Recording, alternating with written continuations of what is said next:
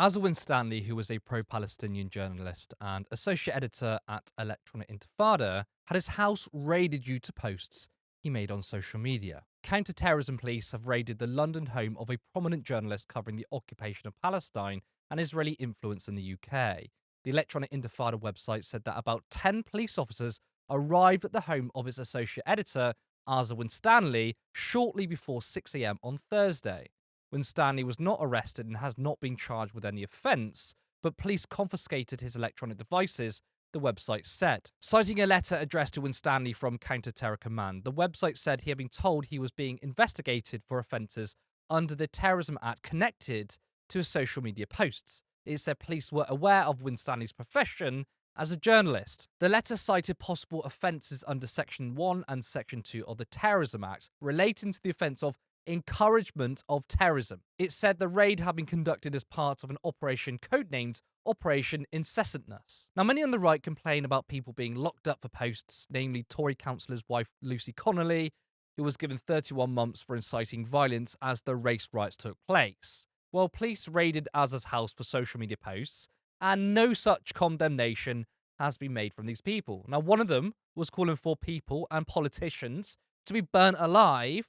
The other was reporting on Israel's war crimes. Now, he wasn't arrested, but his electronic devices were taken, and that doesn't mean that journalists aren't facing threats of arrest. I mean, another journalist, Richard Medhurst, was arrested and charged under the Terrorism Act recently at an airport for his reporting on Israel.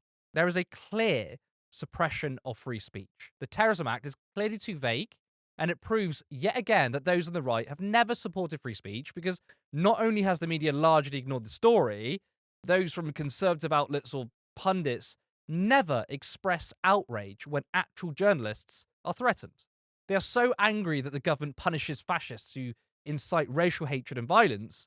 Apparently that's an assault on free speech. Now, no one is forcing you to be racist. If you do that off your own back, you should face the consequences. These aren't reasonable discussions on levels of immigration. A lot of people who were punished were calling for violence. But where is Dan Wootton? Where is Reform, GB News? Why aren't they screaming about censorship? Isn't the whole point about free speech is that you defend those that disagree with you? Not for the right. They hate free speech. They want to say the most deplorable things without consequences, and that's it. Now, back to the issue at hand. A state regarding an entity as a terrorist organisation isn't always a good indicator of whether they are actually a terrorist or not. I mean, Margaret Thatcher once thought that Nelson Mandela was a terrorist. There has to be safeguards from our own government, because they are very happy to call some people terrorists, but won't do the same for the IDF or Israel. And yes, they are terrorists. Netanyahu is the terrorist in chief.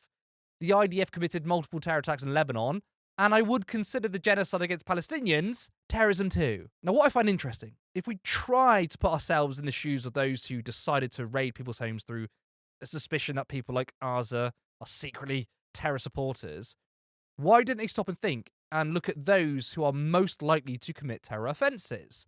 The biggest groups of people are ultra-conservative Islamists and the far right. You know who isn't high up on that list? Journalists. So that begs the question, how can this be done in the name of keeping people safe or this country when the police target those who are not likely to be terrorists or commit acts of terror?